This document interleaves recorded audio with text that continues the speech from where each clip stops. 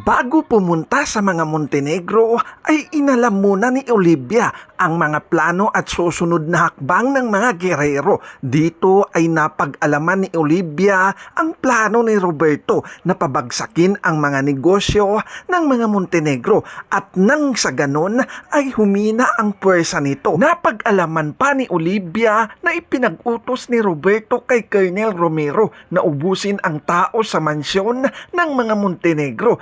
Kaya ang mga impormasyon na ito ang ginamit ni Olivia para pagkatiwalaan siya ng mga Montenegro. Ibinunyag niya ang lahat ng ito kina Ramon. Pagkakatiwalaan naman nila Ramon si Olivia dahil sa layunin nitong pabagsakin ang mga gerero. Kaya naman kinabukasan ay susugod na ang kapulisan sa mansyon.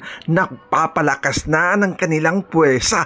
Gigil na si Rigor na babawi si Marites at mapatay si Ramon at Tanggol. Ngunit palpak ang pagsugod ni Rigor dahil maiisahan sila. Napagandaan na kasi ni Ramon at Tanggol. Sa pagdating nila Rigor sa mansyon ay wala na si Tanggol, Ramon at Marites. Si Don Julio na lang ang kanilang madadatnan at may kasama itong abogado. Walang makikitang illegal sa mansyon at wala ding palatandaan na buhay si Ramon Montenegro. Hahayaan ni Don Julio na halugugin ng kapulisan ang kanilang mansyon. Ngunit malinis ang mansyon kaya palpak itong operasyon ni Rigor. Samantala itong si David naman ay nanginginig na sa takot na kapag nagkataon manalo si Tanggol sa pagka-vice mayor ay magiging tauhan ni Tanggol ang kanyang amang si Rigor. Napakarami pa nating dapat na abangan sa susunod na episode. Maraming salamat!